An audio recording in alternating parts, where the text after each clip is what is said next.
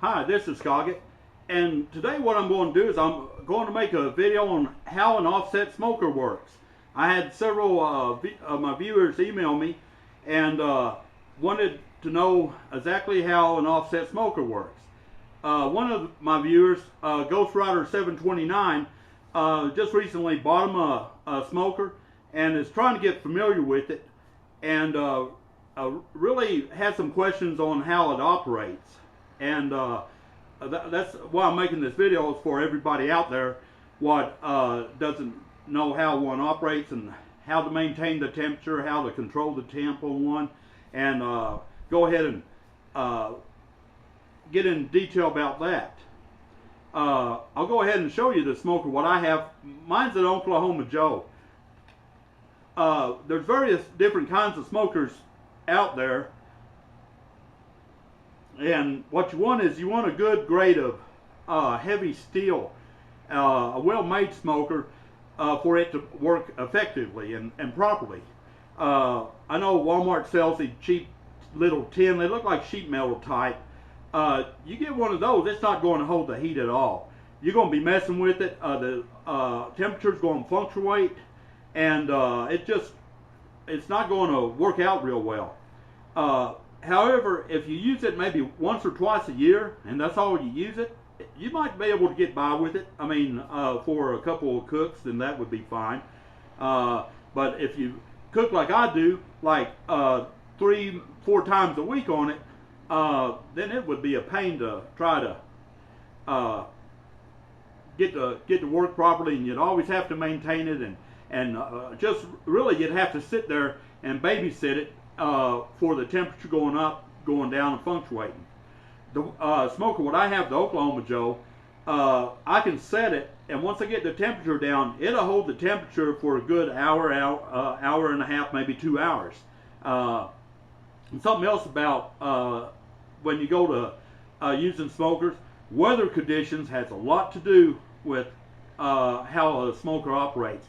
If it's windy, you're going to get more of a draft. You're going to have the temperature run a little higher. If it's a calm day with no wind, then you might have a little bit of problems with it getting the temperature where you need it. If it's cold and snowing outside, and yes, I've even ran the smoker in with the snow on the ground, and also ice storms. I ran this smoker in 70-mile-per-hour dust storms, pouring rain, snowstorms, ice storms. It don't matter. I still, when it comes to my barbecue, I'm going to barbecue one way or the other. If it's pouring down rain, I'll get on my raincoat and my slicker and rain cap, and I'll be out there. So weather doesn't really affect me whenever I get ready to barbecue. I'll go ahead and show you the smoker, and then I'll take the camera off the tripod, and I'll move it around and get in detail on what I mean. Okay, here we have the Oklahoma Joe smoker, and the little small box on the side, that small box is where you put the charcoal and the wood. That's what controls the heat. This area right in here, that's where you put your meat. That's where your meat goes. And of course, then you got your stack. That's where the smoke flows out of. I'll go ahead and move the camera and get that way you can get a better shot of everything. And I'll go into more detail about it. Go ahead and move this.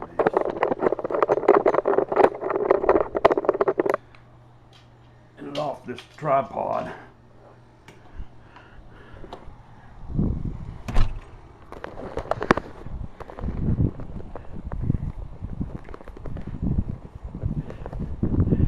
Okay, let's see. First off, I'm going to check the temperature. When you're smoking pulled pork, and that's what I'm making a pork shoulder or pork butt. It's the same thing. That's what I'm making today. And as you can see, the temperature's at 225, and that's right where I want it. I want it between 225 and 250. And this is the firebox, what's called the firebox here. And when you get when you go to start it, what you want to do is you have vents. At least on this model,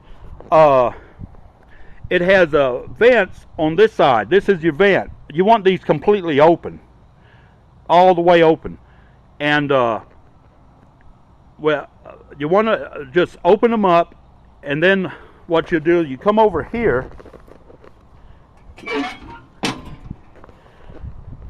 Now, as you can see, I have a piece of wood in there, but you put your charcoal in there, and what you do is just take some starter fluid, spray it on the charcoal, let it sit for a minute, light it up, and just let it go until the charcoal's ash is over. When the charcoal ash is over, then it's ready to cook on. Because if not, you're going to have a creosote, what's going to really mess up the food. If you just light it and throw the food on there, you're going to have a lot of creosote and everything to it. And then you can put your wood on it. And I know there's been a lot of debate, and people will tell you, don't ever use a charcoal starter because it ruins the flavor of the food, and you can use a chimney to start the fire. Me, I never use a chimney, and I did a test. I made a video on this, and I did a test and made some barbecue with the chimney starter, and made other barbecue with the starter fluid. And I had a taste test. Nobody could tell the difference. They said it tasted the same. In fact, some of them even told me that the ones with what had the charcoal starter tasted even better. And as you can see, when I opened this door, it started up this log. So that's going to raise the temperature. And something else, when you raise this door, what it's going to do on your smoker, it's going to lower the temperature. As you see, it's at 200, so it's dropped already 5 degrees. We'll go ahead and close this door, and it's going to start to rise.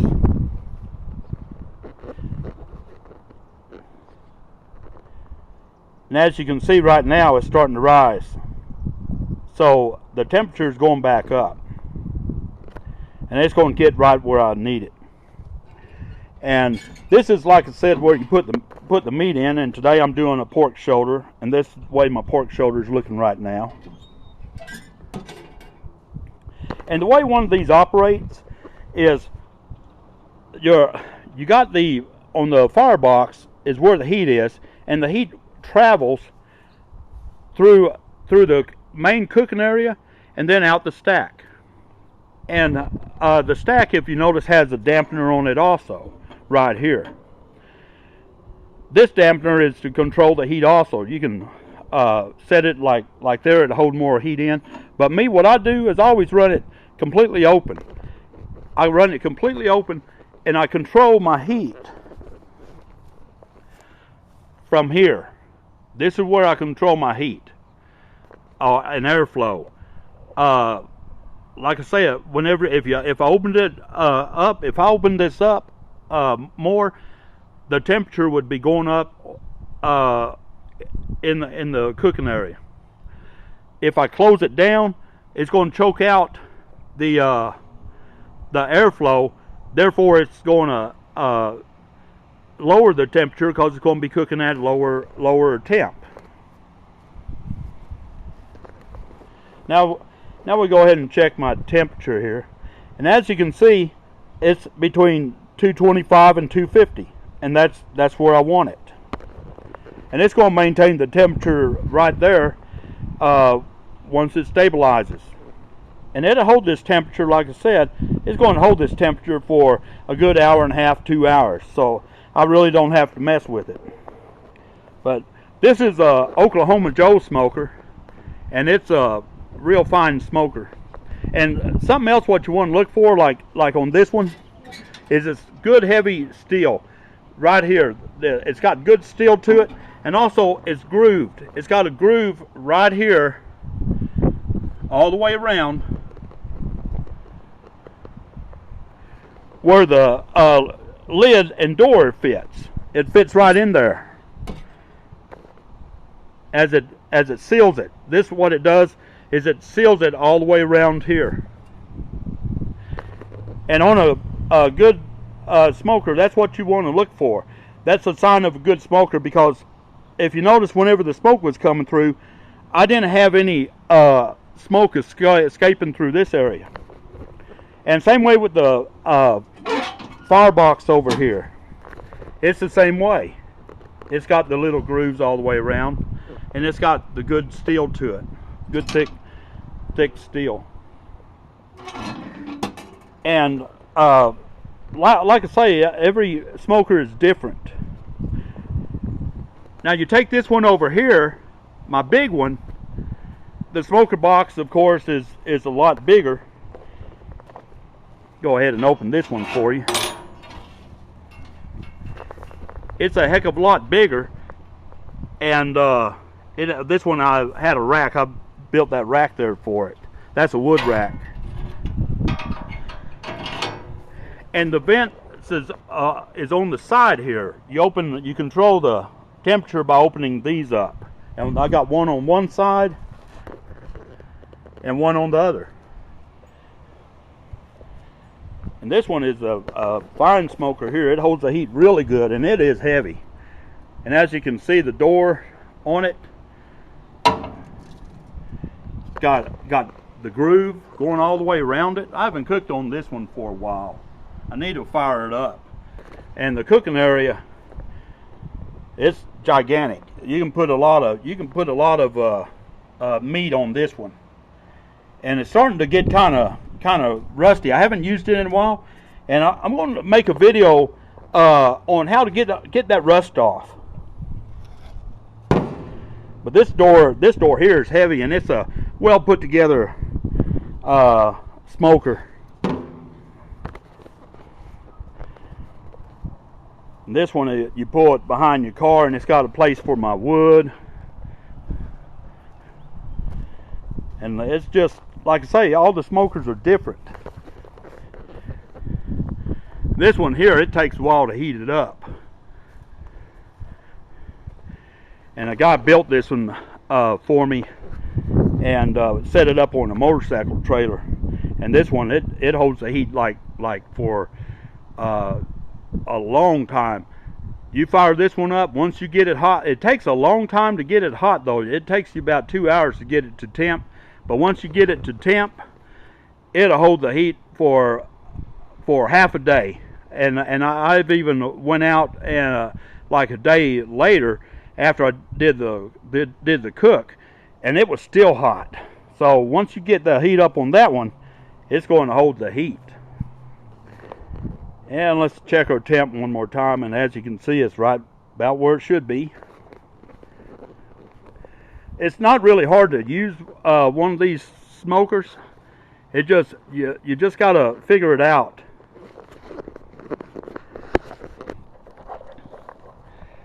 Once you get the hang of your smoker and you get it all figured out, then it's a breeze.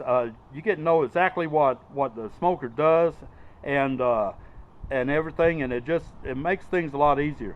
But before, every smoker is going to be different. If I bought myself another, say, a charbroil smoker, it's going to cook different than my Oklahoma Joe. I'm going to have to get used to it and know the little ins and outs about it before I'll be able to make the meat effectively and just have it come out real good. It just takes getting to know your smoker and just learning about it and how it operates and its little quirks. Every one of them has a little quirk to it, and you just got to get the bugs out of it, as they say. I appreciate you watching the video. I hope it was informative for you, and hope this kind of helped you out if you plan to buy a smoker, or if you like I say, I just hope it helped you in some small way. Something else is what I want to tell you is, and I do this a lot over here, is I have this other smoker grill. This one here is a grill, and just a regular grill, And I can use this one as a smoker also. And to do that, you just build a fire. As you can see, I build a fire on one side, and you'll have a cool side, and you put your meat here. You can make convert it into a smoker, and this will work on any grill you have. If you have a small Weber grill, you can bank it on one side and then have the meat on this side. If you have just a cheap grill, but the thing is, you have to have one with a lid for it to work. So if you don't have a lid to it, then it's not going to work. But if you have just one of them kind of square looking cheap $20 jobs, you can still cook meat on it and smoke ribs or whatever. All what you do is just put the fire on this side, and then over here have it as a cool side. And this one is one of my favorite grills. I've had this one for a while. As you can see, it's kind of getting rusted out, and I know every little quirk on this one. I know every little trick to it, and it's just getting to know your grill. And this one's made by Outdoor Gourmet. I don't even think they make this one no more. And this one's got just a cheap Walmart temperature gauge, which is off 10 degrees. So if it's at 400, I know it's cooking at 300 because I tested this gauge and it's off. But it cooks, and that's you can use a regular grill and make it converted into a smoker. And this one has on the side, it has the little vent there right here to control the airflow and everything. I like this one. I use this one a lot because it's real quick. It don't take a lot of time to heat up, and it's just real effective for me sometimes.